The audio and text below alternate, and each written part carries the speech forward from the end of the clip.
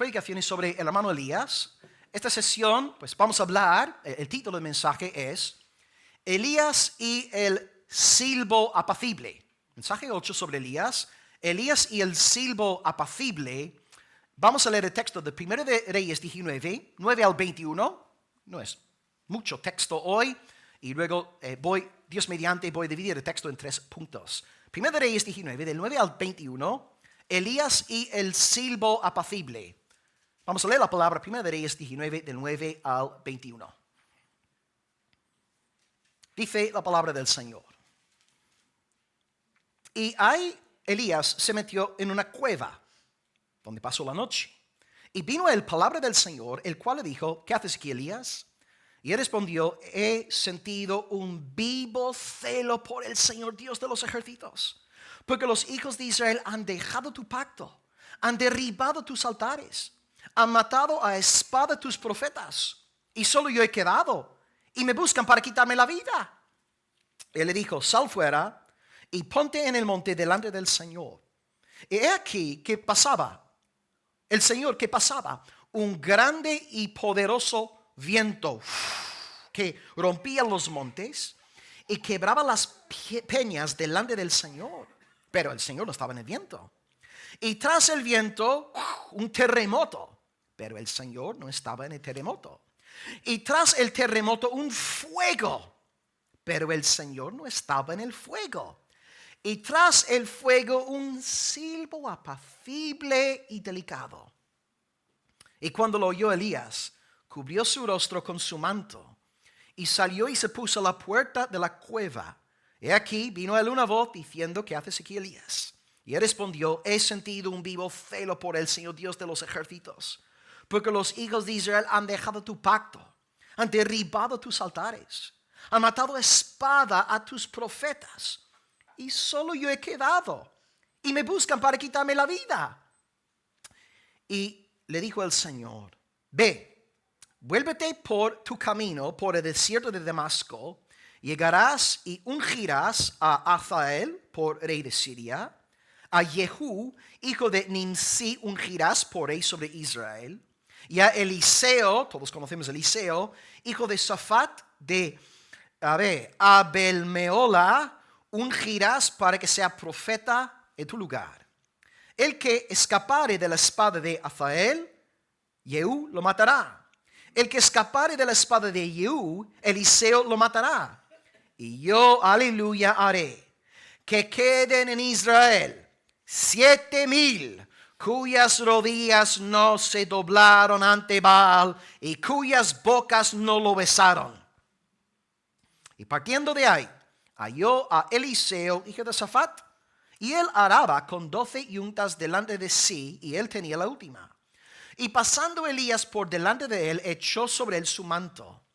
Entonces, dejando él los bueyes, vino corriendo en pos de Elías y dijo, te ruego que me dejes besar a mi padre y mi madre, y luego te seguiré. Y Elías le dijo, ve, vuelve, ¿qué te he hecho yo?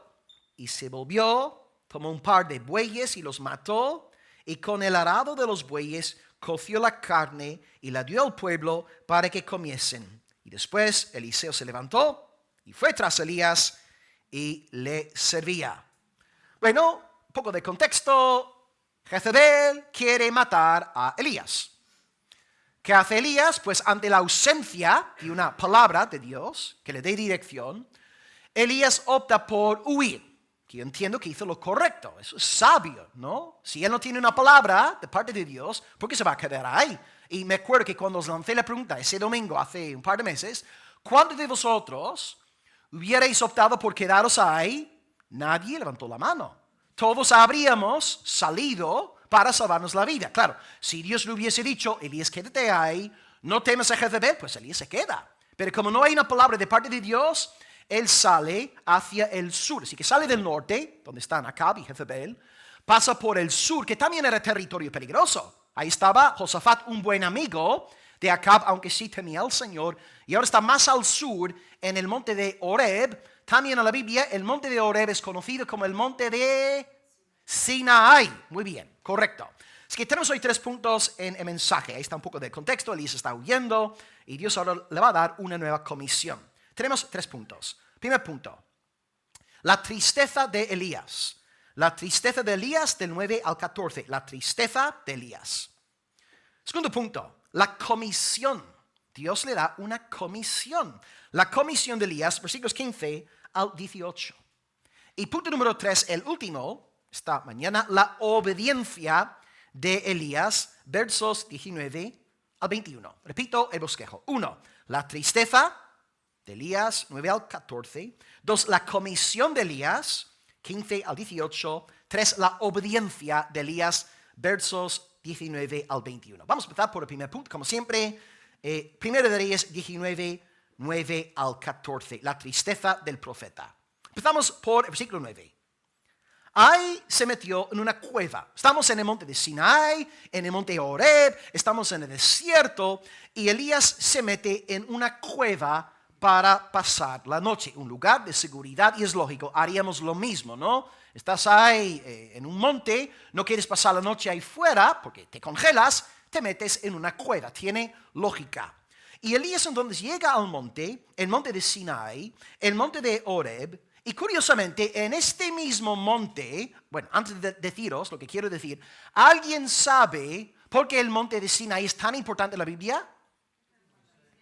Moisés, ¿qué pasó? Moisés y las tablas de la ley. Entonces tenemos a Moisés en el monte de Sinaí. Dios le da los 10 mandamientos. Moisés personifica la ley. Ahora tenemos a Elías, el que personifica a los profetas, y está en el mismo monte. Y providencialmente más adelante en el Nuevo Testamento, ambos hombres, Moisés, la encarnación de la ley, Elías, la encarnación de los profetas, ambos hombres se van a topar con Jesús en el monte de Tabor. Y en ese encuentro están los 3 juntos, Jesús, Moisés, Elías, y no solamente están ellos, está también Pedro, está Jacobo y Juan, 3 apóstoles, 2 profetas y el Señor Jesús. Y sale en ese encuentro la voz divina. Está Moisés, está Elías, están los apóstoles. Y Dios el Padre, fijándose en el Hijo, dice, este es mi Hijo amado, en el cual yo tengo contentamiento. Esto está en Mateo capítulo 17. Por tanto, ¿quién es más grande? ¿Moisés o Jesús? Jesús. ¿Quién es más grande? ¿Elías o Jesús? Jesús. ¿Quién es más grande? ¿Pedro, Jacobo, Juan o Jesús? Jesús es superior a los profetas, es superior a los apóstoles, porque Él es el Hijo eterno de Dios, Él es el Dios hombre, Él está por encima de todo. Y si Moisés está en el cielo, es gracias a Jesús. Y si Elías está en el cielo, y si Pedro, Jacobo y Juan están en el cielo, es gracias a Jesús. Y si tú y yo hemos de heredar la vida eterna, es gracias a la sangre que fue derramada en la cruz del Calvario. Elías está en el monte. Tengamos presente que hay uno mayor que Elías, que es Jesús. Y ahora viene Elías, palabra del Señor. Elías, ¿por qué estás aquí? Y él dice, he sentido un vivo celo por el Señor de los ejércitos. Los hijos de Israel han dejado tu pacto, han derribado tus altares, han matado a espada a tus profetas. Y solo yo he quedado, bueno, es lo que él pensaba, ¿no? Solo yo he quedado y me buscan para quitarme la vida.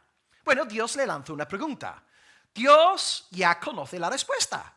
Cuando Dios le pregunta a Adán en el principio, ¿dónde estás? ¿Vosotros pensáis que Dios no sabía dónde Adán se encontraba? Por supuesto, Dios es omnisciente. Dios sabe lo que Ramón ahora mismo tiene en su mente. Dios nos lee como si fuéramos no una copia de la voz de Almería. Dios lo ve todo. Dios lee las intenciones del corazón, los pensamientos. Dios sabe todo. Dios es Dios. Entonces, ¿por qué le lanza la pregunta? Porque a Dios también le agrada que derramemos nuestras cargas delante de Él. Él quiere que Elías abra su corazón. Dios es así de compasivo. Hay un salmo que me encanta, el 103. El versículo 13 dice, como el Padre se compadece de los hijos, se compadece el Señor de los que le temen. Dios quiere que Elías derrame su corazón delante de su presencia, y tú haces bien también en derramar tus inquietudes delante de Él. Él no es gravoso para otra gente, buscar a Dios, derramar tu corazón delante de Él. Y las inquietudes de Elías son muy elogiables, son loables, porque si tú te fijas en él, No está preocupado por su salud, por el estado de su cuenta bancaria, por su bienestar propio, por el futuro, etc. Él está preocupado por dos cosas muy correctas. Número uno, en su respuesta habla de su celo por el Señor. He sentido un gran celo por ti. Wow, yo quiero tener un gran celo por el Señor. Y número dos, está triste por la gran apostasía que se estaba dando en Israel. Por tanto, Elías está triste. Y esto es importante porque a veces, ¿no? Sobre todo yo, antes de investigar estos sermones, ponerme a examinar la vida de Elías, a veces la imagen que te viene a la mente al pensar en Elías es este hombre que una pared de hielo, ¿no? Un hombre fuerte, imponente, no le preocupaba nada. Y sin embargo te das cuenta que delante de Dios tiene inquietudes, tiene preocupaciones. Es un hombre quebrantado. Lo que pasa es que en privado busca a Dios, derrama su carga delante del Señor y luego en público el Señor espalda a su siervo.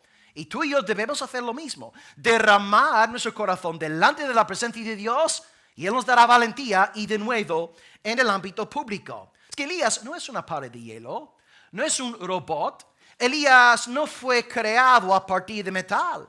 Elías es un hombre de carne y de hueso como nosotros. Y ahora el texto sigue en el 11. Sal fuera, ponte en el monte delante del Señor. He aquí que el Señor pasaba. Tres fenómenos naturales ahora vamos a ver en el texto. Fenómeno natural número 1. Un grande y poderoso viento que rompía los montes. Quebraba las peñas, pero el Señor no estaba en el viento.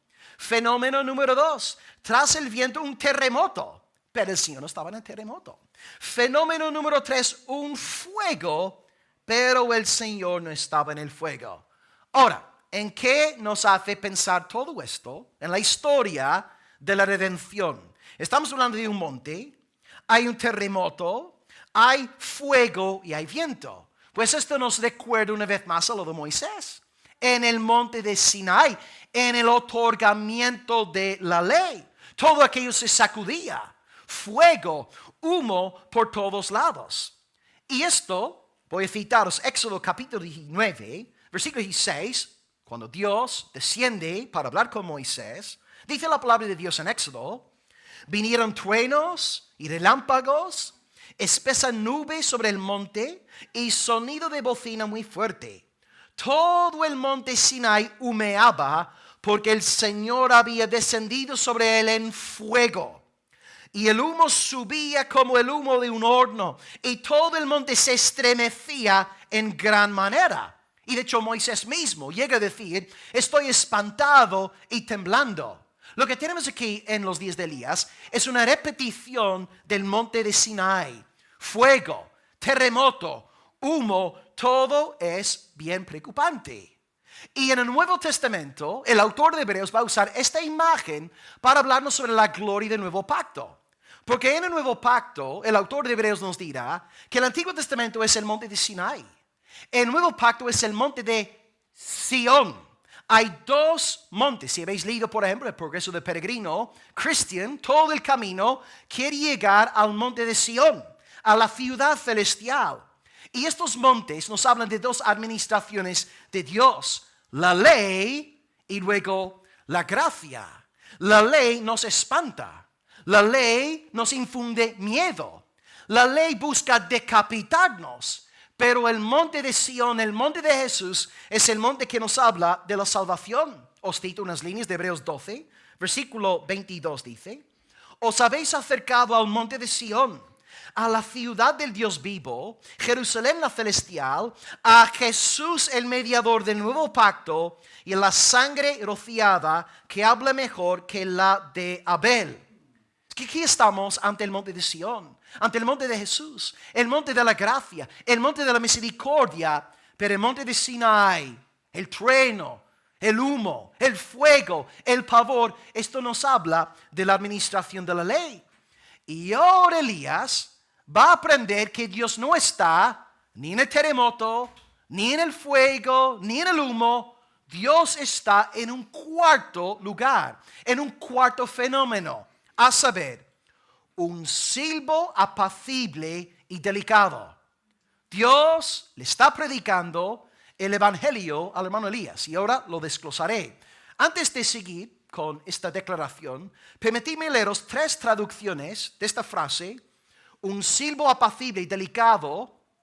Primeramente, la Biblia de las Américas habla aquí de el susurro de una brisa apacible. Contrastar pues, el terremoto te mete miedo, ¿verdad?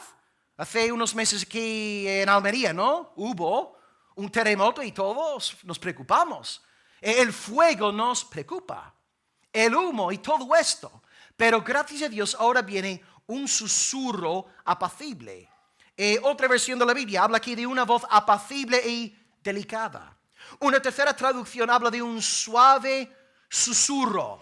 Lo que Dios nos está revelando de antemano es que si bien es cierto que la ley es aterradora y que procura matarnos, gracias a Dios hay una administración de misericordia. Hay administración de gracia. Y en el Nuevo Testamento recibimos la plena verdad, lo que estamos viendo aquí en los días de Elías. Estamos viendo que Dios es el Dios del Evangelio, el Dios de perdón, el Dios que tiene misericordia de nosotros. Y por eso el texto de Hebreos dice, la sangre de Jesús habla mejor que la sangre de Abel. Porque si volvemos a Génesis 4, ¿quién mató a Abel? Caín, su hermano, que tenía que haberse ocupado de él. Y la sangre de Abel clama por justicia. Haz justicia. No es justo que Caín siga libre. Justicia, justicia, justicia. Pero la sangre de Jesús habla mejor que la sangre de Abel. Porque donde la sangre de Abel clama por justicia, la sangre del Señor Jesús clama por gracia, gracia, gracia. Misericordia, misericordia, misericordia. Perdón, perdón, perdón. La gracia de Jesús es lo que Él nos da a través de la sangre derramada. ¿Y qué es lo que tú y yo necesitamos cuando hemos experimentado la ira de la ley? ¿Verdad? Piensa en un solo mandamiento. Mandamiento número 7. No cometerás adulterio. No. ¿Cuántos aquí nunca se han fijado en una persona del sexo opuesto con un deseo desordenado? ¿Verdad? Y entonces la ley nos mata. Yo soy culpable. Soy digno de la ira eterna de Dios. Pero bendito sea Dios, hay un segundo monte. Gracias a Dios hay un susurro apacible. Es el susurro del Evangelio, de la libre gracia de Dios. Y en Jesús hay perdón. Es que la ley tiene su función. Y necesitamos la ley. Porque si tú no te has visto a ti mismo, según la descripción de la ley, nunca verás tu necesidad de Jesús. Y por eso las iglesias hoy que no predican sobre el pecado, que no hablan de la ley, transforman su mensaje a la hora de evangelizar. Y el mensaje no es, tú tienes que arrepentirte del pecado, poner fe en Jesús para ser salvo de tus pecados. No, el mensaje es, Dios quiere darte mucho dinero, Dios quiere sanarte, Dios quiere exaltarte, Dios sueña contigo. El mensaje cambia porque hemos perdido la ley. Necesitamos la ley, pero no podemos detenernos ahí con la ley. La meta de la ley es llevarnos hacia la liberación que hay en la sangre del Señor Jesús. Y si tú no has visto tu pecado, si tú no has entendido que delante de Dios eres injusto, malhechor y corrupto, te digo, no conoces a Cristo. El único que conoce a Cristo es aquel que se ha apartado de su propia justicia, refugiándose únicamente bajo la sombra de las alas del Cordero. Así que para ser salvo, tienes que arrepentirte de tus malas obras, arrepentirte también de tus buenas obras, porque hay mucho pecado en tus buenas obras, y encontrar salvación únicamente en Jesús. Hermanos, yo no iré al cielo por congregarme todos los domingos. Yo no iré al cielo por orar muy bien, por predicar muy bien, por memorizar textos bíblicos, por hacer no sé qué, no sé cuánto. Hermanos, yo iré al cielo porque la sangre de Jesucristo fue vertida en la cruz por amor a mi pecador. Si yo voy al cielo, si tú vas a ir al cielo, será únicamente por el Cordero de Dios, por el susurro apacible del Evangelio, de la libre gracia del Señor. Hoy pues, abraza a Cristo, cree en Cristo, ama a Cristo, atesora a Cristo. Versículo 13. Y cuando Elías lo oyó, cubrió su rostro con su manto, está en presencia de Dios. Y él salió y se puso a la puerta de la cueva. He aquí una voz diciendo, ¿qué haces aquí, Elías? Él respondió casi palabra por palabra lo que leímos antes. He sentido un vivo celo por el Señor. Los hijos de Israel han dejado tu pacto, han derribado tus altares, han matado a espada de tus profetas y solo yo he quedado y me buscan para quitarme la vida. Bueno, una vez más, dos cosas que le preocupan. Número uno, tengo celo por ti, Señor, por eso estoy triste. Y número dos, la gran apostasía que hay también produce en mí toda clase de tristeza. Y como consecuencia, los israelitas buscaban matar a Elías. Porque aquí está la cosa, aquí tenemos un siervo de Dios que ama al Señor, ¿verdad? Que quiere vivir para su gloria. Y él quiere brillar, resplandecer para Dios. Y ahora los israelitas buscan a Elías para matarlo. Te das cuenta que en realidad Elías era el amigo de Israel. Era el amigo de Acab. Era el amigo de Jezabel. Él quería el bien del pueblo y el bien de los reyes. Pero como ellos estaban entregados a sus delitos y pecados, veían a Elías como un enemigo. Y con razón intentaban luego matarlo. Pero ¿ves? El problema no está en Elías. El problema está en el corazón corrupto del pecador. A veces la gente le mira al pastor, porque el pastor tiene que predicar de todo, del pecado, del arrepentimiento. Y uno en la iglesia puede llegar a pensar, es que el pastor es mi enemigo. El pastor no me ama porque me habla duro. El pastor me llama al arrepentimiento por mis malos pensamientos y por mis malos caminos. Pero tienes que entender que esta exhortación proviene del amor. Si yo no os amara, diría, pues ya está, no voy a decirles nada, que parezcan en sus pecados. Pero quiero que seáis santificados para la gloria del Señor. El que te amonesta, te ama. El que te advierte, te ama. ¿Y quién más? ¿Quién más en el Nuevo Testamento nos advierte más que Jesucristo? Advertencia tras advertencia por su gran amor. Es que es triste, amados. Elías, un hombre que amaba al Señor, un hombre que buscaba el bien del imperio ahí del norte, y sin embargo lo ven como un adversario porque ellos tenían el corazón corrompido. Pero bueno, es el cumplimiento de lo que Pablo nos dice. Es con Tesalonicenses 3, versículo 12, palabra del Señor, por cierto. Todos los que viven piadosamente en Cristo Jesús padecerán persecución. ¿Es así o es así? Si tú procuras su luz, si quieres hacer lo bueno, si quieres predicar la palabra, vas a contar con enemigos. Y si no tienes un solo adversario en tu vida, no estás siendo de luz. No estás viviendo para la gloria del Señor. La luz siempre provoca una reacción. Pues hasta aquí, amados, el primer punto de mensaje. Hemos visto la tristeza del profeta Elías, y la tristeza es una tristeza legítima, porque sabemos que hay una tristeza egoísta. Ay, yo, no me han dado aquello. Pero esta tristeza de Elías es una tristeza santa. Es una tristeza causada por un verdadero celo por el Señor. ¿Qué va a hacer Dios con su profeta decaído y desanimado? Pues entramos ahora en el segundo punto de mensaje, versículos 15 al 18. Elías recibe una comisión. Bueno, recibe tres comisiones, tres llamamientos, y retomo la lectura en el versículo 15, la comisión de Elías, versículo 15.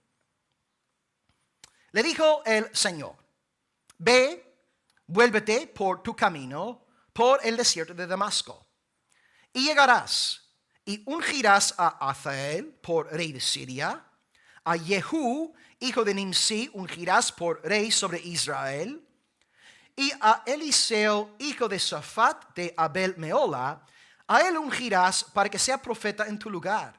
El que escapare de la espada de Hazael, Jehú lo matará. Y el que escapare de la espada de Jehú, Eliseo lo matará. Bueno, Elías reventado, está cansado, y en la última predicación vimos como el ángel del Señor ministra a Eliseo, animando al siervo de Dios a comer, a beber y a dormir. ¿Verdad? Y a veces esta es la ayuda espiritual que tanto necesitamos. Necesitamos comer, beber, dormir con el fin de recargar ahí las pilas. No es poco espiritual comer bien, beber bien y descansar. Esto honra y glorifica al Señor. Y ahora, después de esto, Dios le envía el susurro apacible, la buena noticia, la gracia, la misericordia, y ahora le da una comisión, 3 órdenes. Elías unge a Hazael, unge a Jehú, unge a Eliseo. Ahora, antes de llevar a cabo estas 3 comisiones, le pide que haga algo muy peligroso. Porque Elías está al sur, ¿verdad? Estaba en el norte, huye, pasa por el territorio del sur, donde está Josafat, y está al sur, donde el monte Horeb. Por tanto, el Señor está diciendo, regresa. Quiero que vuelvas, que subas de nuevo al norte. Esto es bien peligroso, pero esta vez Elías tiene una palabra de parte del Señor. Cuando Elías está delante de Jezebel y no tiene una palabra de parte de Dios, ¿qué tiene que hacer? Salir corriendo, no buscar ser martirizado. Pero ahora tiene una palabra de Dios. Elías, yo quiero que regreses, que subas al norte. Ahora Elías puede volver al norte porque está tranquilo. Tiene palabra de parte del Señor. Y hay que tener cuidado con un espíritu de casi algunos buscando ser martirizados cuando el Señor no lo exige. Ahora, si tú y yo nos encontramos en una situación por la providencia divina, una situación de la cual no podemos salir y nos toca ser martirizados por el Señor, pues ya está. Damos nuestra vida, derramamos nuestra sangre, ¿qué más podemos hacer? Pero lo que no debemos hacer es ir buscando problemas, porque el mismo Señor nos dice, si en esta ciudad no os reciben y cuando os persigan, huid. Huid. Pablo huyó. El propio Jesucristo huyó también. Por tanto, no debemos ir buscando ser martirizados, pero si en la providencia divina Dios nos mete en una situación tal que no es posible salir de ahí, pues Él nos dará la gracia para ser hallados hasta el fin. Elías ahora regresa con una palabra de Dios, ya está tranquilo. Ya puede estar delante de Jezebel sin ningún tipo de preocupación, porque si Jezebel le quita la vida, él habrá sido fiel a la palabra del Señor. Y Dios entonces le dice 3 cosas. Número 1, Azael. Número 2, Jehú. Número 3, Eliseo. Ahora, las primeras 2 personas aquí, en realidad fueron ungidas por Eliseo. Es decir, que Elías le había comunicado esta comisión y luego Eliseo llegó a ungir a Azael y a Jehú. Y estas 2 personas son importantes porque ellos acaban con el imperio del norte. Los reyes Acab y Jezebel cayeron gracias a Azael y a Jehú, ¿verdad? Porque el rey Acab perdió su vida peleando contra los asirios, el pueblo de Azael, y luego Jehú, él fue quien mandó que matasen a Jezebel. Dice 2 Reyes 9:33. Jehú grita en el palacio diciendo, echadla abajo. Y ellos la echaron, y parte de la sangre de Jezebel salpicó la pared y en los caballos, y él la atropelló. Jehú, en la providencia del Señor, fue usado para quitar a Jezebel de medio. Y observad aquí algo muy interesante, que Eliseo es un profeta, ok, entendemos, Dios es quien pone a profetas, a predicadores, pastores, eso lo entendemos. Pero debemos entender también que Dios es quien pone reyes y quita reyes. Porque Azael era rey de Siria. Él no era ningún profeta, ningún predicador, ningún pastor. Y luego más de lo mismo en cuanto a Jehú. Jehú no era un predicador de la palabra de Dios. Y debemos, amados, aquí ver que el Dios de Elías es soberano sobre todo. No solamente es soberano sobre la esfera religiosa de Israel, es soberano sobre la esfera política de Israel y va más allá de Israel porque Azael también depende del llamamiento del Señor. Por tanto, no, ayer las noticias y esta mañana, ¿verdad? Ayer nos despertamos, han atacado a Irán y luego por la noche están diciendo es posible que Jamaní esté muerto y luego nos levantamos esta mañana y ya está confirmado. La prensa en Irán ha dicho definitivamente el hombre está muerto juntamente con 25 militares, ¿no? Líderes militares. Hermanos, incluso en todas estas cosas, incluso que está pasando ahí en países lejanos, Dios es quien pone reyes. Dios es quien quita reyes. No hay nada que suceda en este mundo sin la providencia divina. Y bueno, Dios puede usar una herramienta en una generación, otra herramienta en otra generación, pero detrás de todo está el Señor. Pablo nos dice en Romanos 13:1, cito, sométase toda persona a las autoridades superiores, porque no hay autoridad sino de parte de Dios. Y las que hay por Dios han sido establecidas. Y yo leo esto y flipo, porque cuando Pablo escribe la carta a los romanos en el 56, ¿quién estaba sentado en el trono imperial de Roma? Nerón, hermanos. Nerón está en el trono y Pablo recuerda a los santos que hasta en esto Dios es soberano. ¿Os acordáis también? Le preguntaron a Jesús, oye, ¿debemos pagar tributo al César? Y Jesús dice, dad a Dios lo que es de Dios y dad a César lo que es de César. O sea, Dios reina sobre todo y tú y yo también a nivel sociopolítico somos llamados a vivir para la alabanza del Señor. No, el cristianismo es mucho más que juntarnos aquí en el templo entre semana o el día domingo. Hay que ser creyentes en todas las esferas de la vida, entendiendo que incluso a nivel sociopolítico las autoridades que hay están puestas por Dios. Dios tiene un propósito con ellas. Y si dices, bueno, son muy malas, a lo mejor el Señor nos está castigando por nuestra ingratitud y dureza de corazón. Dios tiene un propósito no solamente con las autoridades religiosas, sino también con las autoridades sociopolíticas. Azael depende del Señor. Jehú depende del Señor. ¿Y qué os diré sobre el faraón? ¿Quién puso al faraón en el trono? ¿Quién exaltó al faraón para que se enseñorease de esta manera tan cruel? Nabucodonosor. ¿Quién llamó a Nabucodonosor? ¿Quién llamó a Darío? ¿Quién llamó a Ciro? ¿Quién llamó a todos los grandes de la tierra? El Señor Dios Todopoderoso. Por tanto, querido hermano, descansa, no te afanes por las cosas ajenas y las autoridades que hay. Tú preocúpate por glorificar al Dios de Elías. Con tal de que tú andes en obediencia a su palabra, todo estará bien. Y si te corta la cabeza, también estarás bien, porque estarás eternamente en la presencia de tu Dios. No te afanes. No vivas como un gentil, no te vengas para abajo por lo que está pasando en las noticias. En el Señor confiaré. Él es mi esperanza. Él es mi castillo. Mi esperanza no está puesta en Bruselas, en la Unión Europea. Mi esperanza no está en Moncloa, en Pedro Sánchez. Mi esperanza está en el Señor Dios Trinitario, Padre, Hijo, Espíritu Santo. Yo vivo ahí, anclado ahí, confiado ahí. Hermano, no seas un mundano. No te agobies, no te angusties por lo que está pasando en el mundo. Haz como Elías. Sujétate a la palabra. Obedece la palabra y ya está. Descansa en el Todopoderoso. Dios hará. Dios hará. Nadie se burla pues de Dios. Jezabel durante un tiempo, sí, se burlaba del Todopoderoso, de su mensajero, pero su día llegó. Y como está escrito en el Salmo 2:4, el que mora en los cielos se reirá.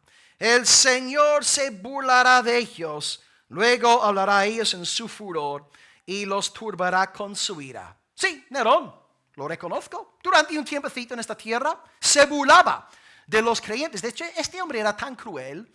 Nos dicen, según los libros de historia, que él lo que hacía era colocar a cristianos en antorchas grandes para alumbrar sus jardines en Roma.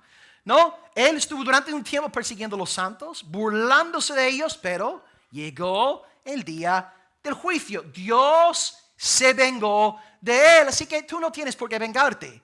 Tú dejas la situación en las manos del Señor y Él en su tiempo, según su providencia, Él hará. El Dios de toda justicia hará justicia.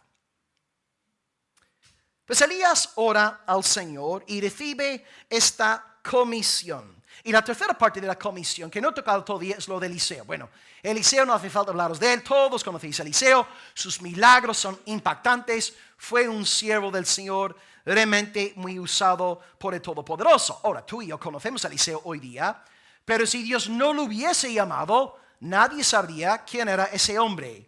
Pero Dios exaltó a Eliseo, llevándolo a ser el sucesor del profeta Elías.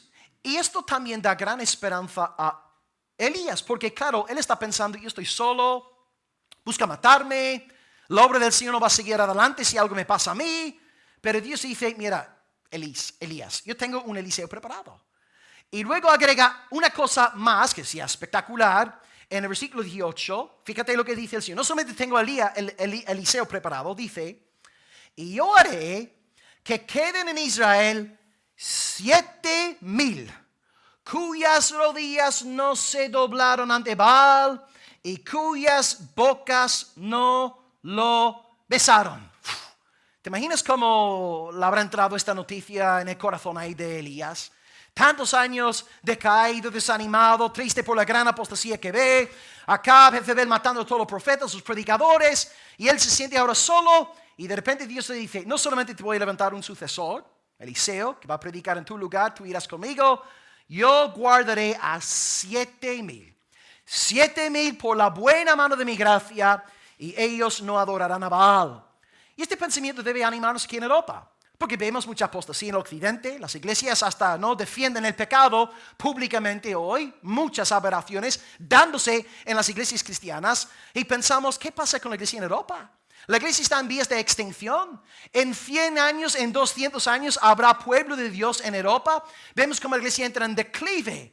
Pero en esos momentos de gran apostasía, de tristeza, nos acordamos del susurro apacible. Nos acordamos de que el evangelio está triunfando en Asia. En África hay multitudes que en estas mismas semanas están entrando en el reino de Dios. Y debemos un poco a veces, tenemos que apartarnos de nuestro ombligo y ver el reino de Dios en su totalidad. Y darnos cuenta de que Dios está haciendo proezas. Dios está salvando almas con una eficacia, con una potencia irresistible. Él está entregando a millones al Señor Jesús. Y ahí debemos, hermanos, aprender a gozarnos. No fijarnos solamente, bueno, Almería, la gente no se convierte, la gente es muy dura, hoy qué pesado aquí. No, hermanos, Dios está haciendo cosas grandiosísimas. Dios es sublime, Dios sigue salvando, sigue haciendo maravillas. Recuerda que Dios tiene a 7,000 guardados por gracia. Dicen, yo no sé si todos serán creyentes, pero dicen que hay más de 2,000 millones de cristianos en el mundo.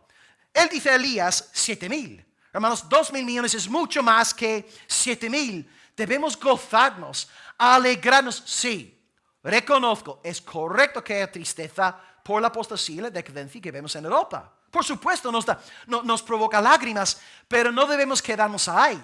Debemos gozarnos también sabiendo que nuestro Padre se está exaltando a nivel global. Y os doy una promesa de parte del Señor esta mañana.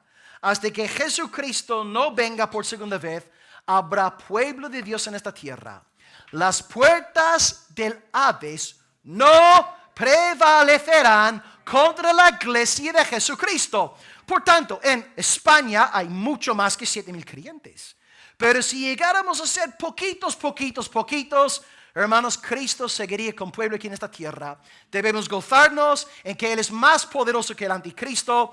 Y como bien sabemos en una profecía bíblica, en cuando se manifieste el anticristo, nuestro Señor Jesús, con la espada de su boca, destruirá a aquel perverso. La victoria es del Señor, la gloria es del Señor, y ya que estamos en Él, también es nuestra. Bendito sea Cristo. No te desanimes. Sé que las noticias, sí, provocan lágrimas y todo lo demás, pero todo está bien porque nuestro Dios sigue en el trono. Si Satanás hoy estuviera sentado en el trono, yo te animaría a arrancarte los pelos de la cabeza. Pero amado, te recuerdo, tu Dios está en el trono. Y tú moras bajo la sombra del Omnipotente. Todo está bien. Gloria al nombre del Señor. Y acabamos el mensaje con la obediencia de Elías. Claro, una cosa es recibir la palabra, otra cosa es obedecerla. Elías obedece la palabra recibida. Escribimos en primer lugar su tristeza. Número 2, recibió una comisión, o mejor dicho, tres comisiones. Y ahora número 3, la obediencia del siervo de Dios a la palabra. Retomamos la lectura, versículo 19. Partiendo Elías de ahí, del monte Horeb, del monte de Sinai, él halló a Eliseo, hijo de Safat, que araba con 12 yuntas delante de sí, y él tenía la última. Bueno, si calculamos un viaje desde el monte de Horeb, el monte de Sinai, hasta donde moraba Eliseo, se calcula un viaje de entre 500 y 600 kilómetros. ¿Verdad? Wow, eso es como nosotros viajar desde Almería hasta Madrid, ¿no? Wow, un viaje bien largo, sin tren, sin avión, sin coche. Pero Elías lo hace, ¿verdad? Aquí estamos en Europa, para que veáis un poco cómo estamos en las iglesias, ¿verdad? Hablamos de la decadencia, apostasía. Hoy día nos resulta imposible caminar 5 kilómetros para congregarnos con el pueblo del Señor. No, todo nos resulta difícil, ¿verdad? Cuando hay apostasía, no hay fervor por Dios. El mundo es nuestra prioridad. Hasta 5 kilómetros nos parece mucho. Aquí tenemos un hombre nacido de nuevo, lleno del Espíritu Santo. Dios le dice, quiero que camines entre 500 y 600 kilómetros para ungir a Eliseo. ¿Y qué hace Elías? Sí, Señor. Enseguida, Señor. A su servicio, Señor. ¿Os dais cuenta? Vivimos en la plenitud del Espíritu Santo. 500 kilómetros los andamos con gozo y paz. Cuando no estamos en el Espíritu Santo, 5 kilómetros nos parece demasiado, ¿verdad? Todo es cuestión del corazón. ¿Cómo tenemos el alma? Si estamos llenos del Señor, queremos obedecerle. Cuando no estamos llenos, la obediencia nos resulta pesada. ¿A quién entonces llama Dios? Pues llama a Elías para que unja a Eliseo. Y lo que aprendemos acerca de este hombre es que, bueno, no dice que era súper inteligente, súper creativo, un hombre súper dotado. No, pero era un hombre trabajador. Un hombre trabajando en el campo, arando. Y esto significa que tú y yo también como cristianos debemos hacerlo todo para la gloria de Dios. Sí, de nuevo, pensamos, glorificar a Dios es estar en el culto, es cantar en la alabanza, es predicar un sermón, es enseñar a los niños su escuela dominical. No, tú glorificas a Dios en tu oficio entre semana. Me comentó una vez el pastor Juan Manuel, ¿no? Que me estaba diciendo, la gente le venía a él en la iglesia queriendo servir a Dios, quiero servir a Dios, pastor, ¿qué ministerio me recomiendas? Y él les dice, tu oficio, haz bien tu oficio. Si tú eres peluquero, corta cabello para la gloria de Dios. Esa adoración, esto glorifica. No pienses, si no soy predicador, si no soy pastor Will, pues yo no puedo glorificar a Dios. Incorrecto. Todos tenemos dones diferentes, todos tenemos llamamientos diferentes, y tú en esa peluquería estás glorificando al Señor. Si tú recoges la basura para Dios, Dios recibe este trabajo tuyo para alabanza suya. Si eres ama de casa, si eres abogado, si eres doctor, si eres no sé qué, no sé cuánto, bombero, maestro, si tú desempeñas tu oficio con pureza, para la gloria del Señor, respetando a tus clientes, andando en integridad, haciendo las cosas bien, Dios recibe todo aquello como alabanza, como olor fragante a Él. Eliseo está arando, no es nada espectacular, todos podemos hacerlo, pero lo está haciendo para la gloria de Dios. Dios llama a gente trabajadora. Dios llama a gente trabajadora. Dios no llama a vagos. La palabra de Dios nos dice en 2 Tesalonicenses 3:11, Pablo tiene que reprender a algunos tesalonicenses porque eran vagos, no hacían nada. Dice, oímos que algunos de entre vosotros andan desordenadamente, no trabajando en nada, sino entremetiéndose en lo ajeno. Porque necesitamos trabajar. Porque si no trabajamos, tenemos demasiado tiempo libre. Y cuando tenemos demasiado tiempo libre, nos entremetemos en lo ajeno. Y queremos enterarnos de todo. Y los chismes y las calumnias y todo lo demás. ¿Ves? Hay una sabiduría en Dios. Trabajamos, porque si estamos en el campo arando 12 horas al día, cuando volvemos a casa, la última cosa que queremos hacer es darle a la lengua. Lo que queremos es que nos den un plato de cena y a roncar, a descansar hasta el día siguiente. Hermanos, en la sociedad, la gente más peligrosa para cualquier sociedad es la gente vaga que no hace nada. Mira, aquí también tenemos jefes de empresa aquí en nuestra congregación, ¿no? Qué difícil es encontrar a un trabajador medianamente decente. Todos vagos con sus derechos, reclamando esto y lo otro. La gente ya no quiere trabajar. Y más de lo mismo en la propia iglesia. La gente más problemática en la iglesia cristiana es la gente vaga que no hace nada. Tiene todo el tiempo libre entre semana y le dan a la lengua, provocando disensión en la congregación. Dios quiere que su pueblo sea un pueblo trabajador. Y de hecho esto es tan importante que Pablo dice a los tesalonicenses en el 3:6, según Tesalonicenses, os ordenamos en el nombre del Señor Jesús que os apartéis de todo hermano, hermana, que ande desordenadamente y no según la enseñanza que recibisteis de nosotros. Es un mandato bíblico que tú te apartes de un vago en la congregación. Sí, tú tienes que descansar un día a la semana.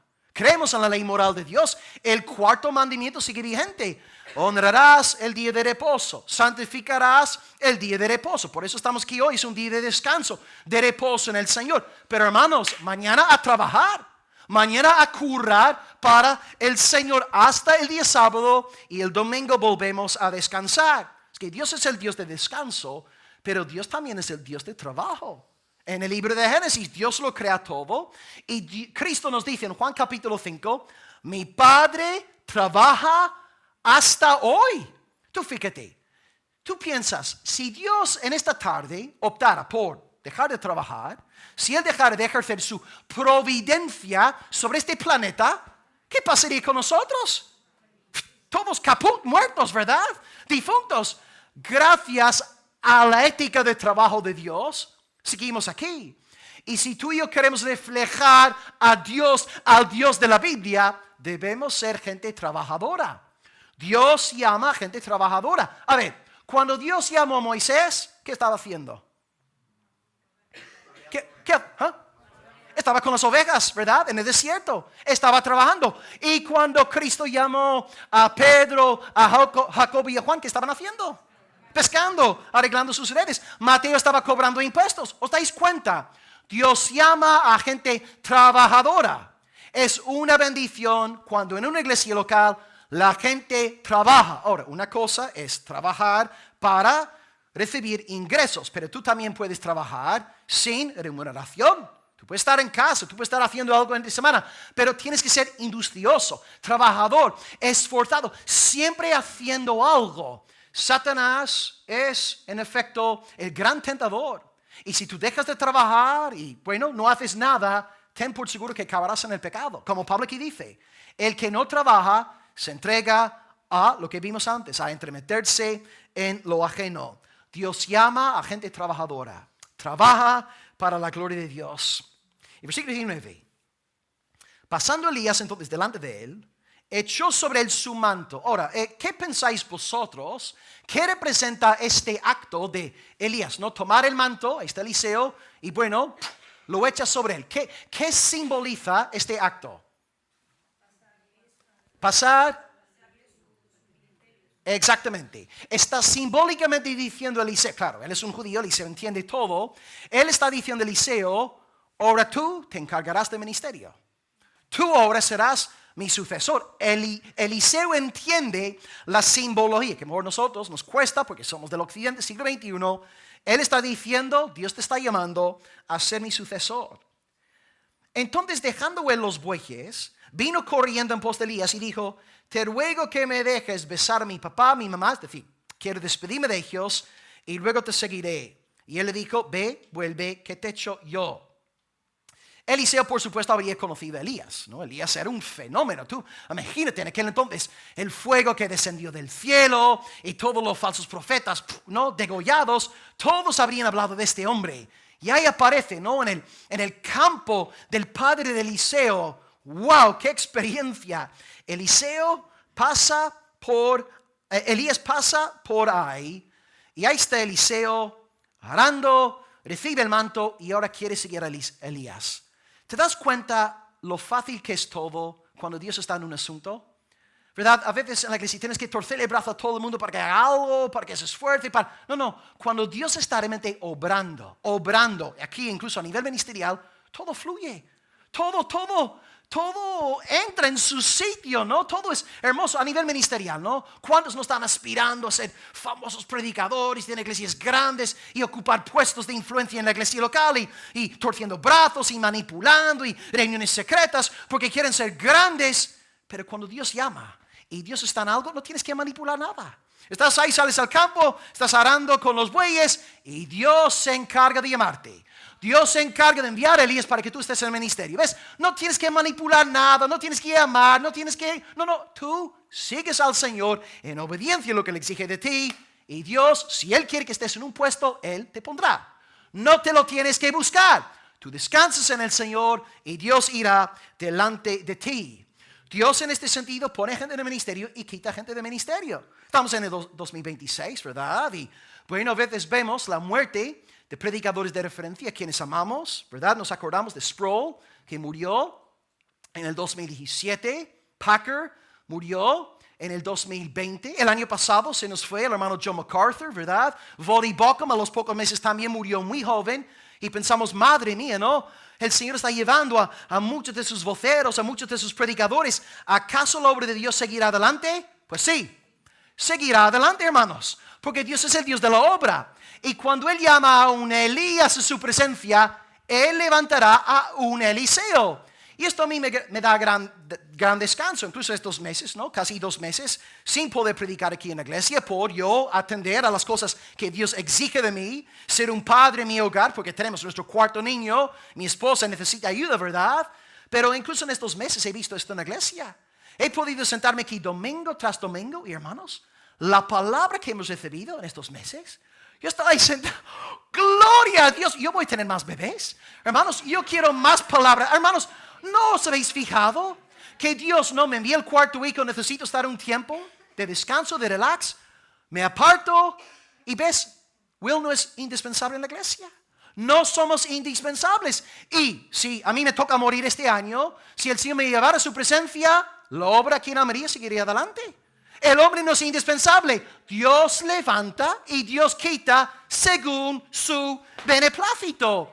Así que si Dios llama a un Elías, a un John MacArthur, a su presencia, podemos estar tranquilos. Sí, tristes por la partida de un siervo de Dios, pero confiados. La obra seguirá adelante. Las puertas del Hades no prevalecerán. Y Dios va a levantar a predicadores en los próximos años que tú y yo ni siquiera hemos oído hablar de ellos todavía. Dios es el Dios de la obra. Dios llama a Eliseo, bendito sea el nombre del Señor. Y acaba el texto diciendo en el versículo 21, y se movió Eliseo, tomó un par de bueyes y los mató, y con el arado de los bueyes coció la carne y la dio al pueblo para que comiesen. Después se levantó y fue tras Elías y servía. Así que él quiere despedirse, mamá, papá, se despide de su pueblo y sigue al Señor. Pues esto es hermoso en un corazón de un hombre de Dios, ¿no? No se deja engañar por la grandeza del ministerio. Wow, mi nombre de luces, yo el gran Eliseo, yo voy a hacer milagros. No, él se acuerda. Debo honrar a mi papá, debo honrar a mi mamá. Voy a seguirte, Elías, pero voy a despedirme primero de mis padres y también de mi pueblo.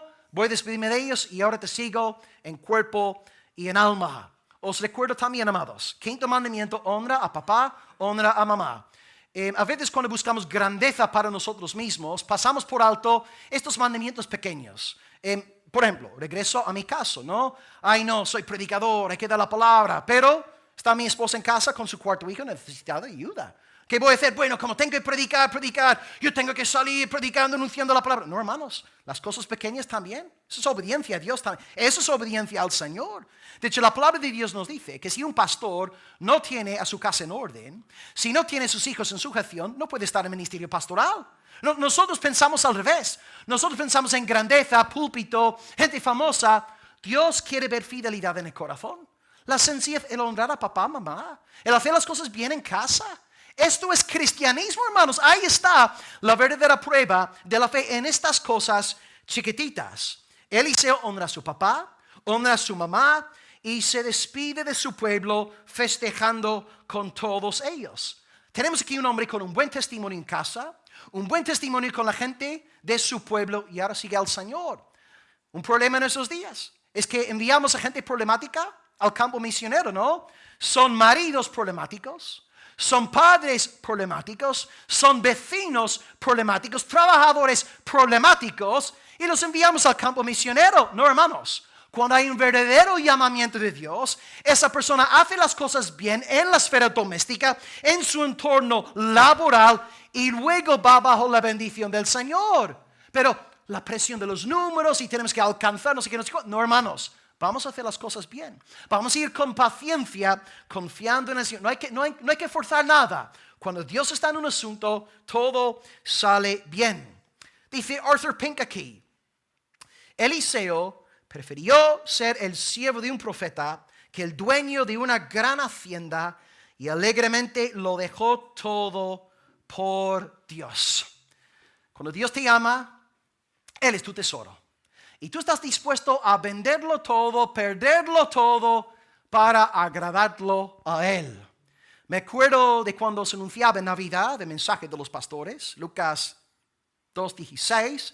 Los ángeles dicen: iréis por ahí, veréis al niño envuelto en pañales. Y la escritura nos dice que los pastores fueron apresuradamente a Belén.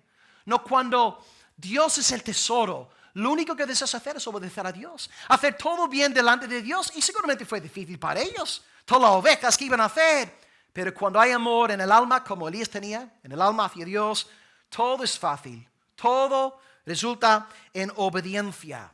José huye con el niño. Es de noche. José se levanta, se va con María, se va con Jesús hacia Egipto. Cuando hay amor hacia Dios en el alma, la obediencia sale, fluye. No tienes que forzar nada. No tienes que forzar, no, es que estar ahí dando caña a nadie. No, cuando hay un corazón entregado, hay obediencia inmediata. Eliseo lo deja todo para seguir al Señor. Y mi último pensamiento en esta mañana, antes de orar a Dios, dándole gracias por la palabra, es algo que veo incluso en Elías. Sé que estoy hablando de Eliseo ahora, pero fijaos en Elías, un hombre ya experimentado en el ministerio. Ahora se está levantando un muchacho, un mozo, un joven, ¿verdad?, que está recién empezando. Y tristemente lo que he visto a lo largo de los años, hombres mayores en la fe, pastores incluso, celosos, con envidia, porque ahora Dios está levantando otro, ¿verdad? Y sin embargo, en Elías no vemos ninguna palabra de tristeza: oh, Señor, es justo, ¿por qué no sigues usándome a mí? No, él está feliz, porque Elías vive para Dios, no vive para el puesto. Él vive para Dios. Y cuando su Dios decide quitarlo del puesto y levantar otro, él está contento. Me recuerda a cuando Juan Bautista se enteró, bueno, le dijeron, los fariseos se encargaron de que Juan Bautista supiese que los discípulos de Jesús ahora están bautizando más que tus seguidores. Claro, para provocar, ya sabes, pleitos, ¿verdad? Dice, para que Juan maldijera el nombre de Jesús. ¿Y qué dice Juan? Es necesario que Él crezca y que yo... ¿Veis, hermanos? Cuando la mente está en sintonía con Dios, hay salud en el corazón. Martin Lloyd Jones estaba a punto de morir. Una persona de su iglesia fue a visitarlo. Y le dice a Martin, sabían que Martin tenía semanas de vida como mucho. Le dicen: doctor, ¿no le da tristeza saber que usted nunca volverá a predicar? Y Lloyd Jones, en su lecho de muerte, respondió diciendo: no me da tristeza. Yo no vivía para predicar. Yo vivía para Jesucristo. ¿Veis la diferencia, hermanos? Yo no vivía para predicar. Yo vivía para Jesucristo. Por tanto, si el Señor Jesucristo me ha quitado la voz, me quedan semanas de vida, yo estoy feliz. Y no le voy a coger manía al próximo joven, al nuevo predicador. No voy a interpretar todo esto en términos de competencia, de rivalidad. No, yo veo todo esto como una muestra de la gracia de Dios. A veces te vienen: pero pastor, la iglesia en Barcelona crece mucho, la iglesia en Madrid crece mucho, aquí en Andalucía, en Almería no pasa nada. Yo me gozo. Me pueden decir esto con el afán de provocar envidia o celos. No, hermanos, nos regocijamos, nos alegramos. Y cuando nos enteramos de tierras lejanas que están experimentando avivamiento, no entramos en amargura de espíritu, nos gozamos en la bondad del Señor. Salud en el alma es lo que necesitamos, amados. Elías tenía el corazón sano porque él no vivía para su ministerio, vivía para su Dios. Y cuando Dios le llamó a su presencia, se fue contento y alegre. Y el Señor levantó a Eliseo. Y os digo, hermanos, aquí en este lugar, qué pasada sería si el Señor levantara en nuestra propia congregación, por no hablar de otras. ¿Te imaginas si Dios aquí levantara en nuestra iglesia predicadores de su palabra? De estos varones jóvenes que están así sentados en este culto hoy, pastores de la iglesia. ¿Os imagináis cómo sería? No sería para nada una causa de amargura, de tristeza. Esto tendría, si tenemos el corazón saludable, si estamos viviendo la luz de la gloria de Dios, esto nos haría bailar. Gloria a ti, Señor. más dones para tu alabanza, más predicadores, más pastores, más de todo. Y cuando un hermano tiene un llamamiento que tú y yo no hemos recibido, demos gloria a Dios. Dios da, conforme su multiforme gracia, para la bendición de su pueblo, la gloria de su nombre. Es que hoy, queridos hermanos, número uno, hemos visto la tristeza del profeta. Tú eres cristiano y entras en tristeza. Es lícito estar triste de vez en cuando, pero no se queda ahí. Se goza sabiendo que hay 7,000 guardados por gracia. Número dos, la comisión. Bueno, tiene que ungir a Azael, un rey. Tiene que ungir a Jehú, otro rey. Tiene que ungir a Eliseo. ¿Qué aprendemos? Que Dios es el Dios de lo religioso.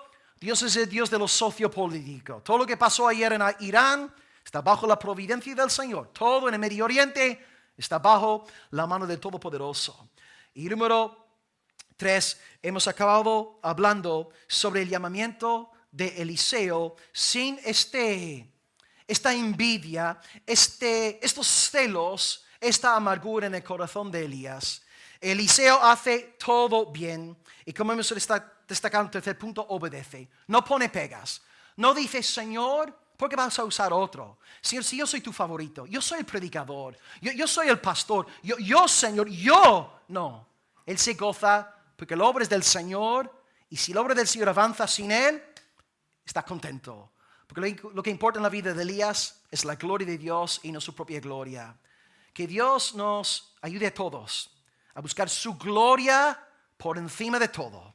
Y si estamos ahí con el corazón en esa gloria, nos gozaremos al ver cómo Dios va llamando a gente de esta congregación para su alabanza. Y que Dios lo haga. Y que Dios llame a muchos para la gloria de Jesucristo. Y el pueblo de Dios dice, amén. Oremos al Dios de Elías. Amado Padre, te damos alabanza por la predicación de la palabra. Señor, tú llamaste a Elías. Tú tenías un propósito con él. Y durante esos años que lo usaste, Señor, te alabamos. No tuviste por qué llamarlo, no tuviste por qué usarlo, pero lo hiciste y te damos gloria. Y te damos gracias hoy porque hemos podido ver en su corazón que él no necesitaba el puesto.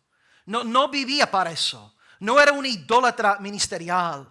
Él vivía para tu gloria. Y estaba dispuesto a ceder lugar, a dar lugar a Eliseo para que Eliseo luego se encargase de la obra profética. Padre, te damos gracias porque cuando tú estás en un asunto todo es tan fácil, todo fluye. Eliseo no tuvo que manipular, llamarle a nadie, planear, maquinar. ¿Qué va? Simplemente te honraba, arando los campos, honrando a sus padres, a la gente de su pueblo, y tú lo pusiste en el lugar indicado, Padre. Te damos gracias, Señor. Cuánta carne hay, cuánta sabiduría carnal hay a veces en la iglesia, Señor. Tantas maquinaciones, tantas cosas, Señor, feas que no te agradan. Por favor, danos ese corazón de fe, confiando en que tú levantarás al que tenga que ser levantado, en el tiempo que tenga que ser levantado.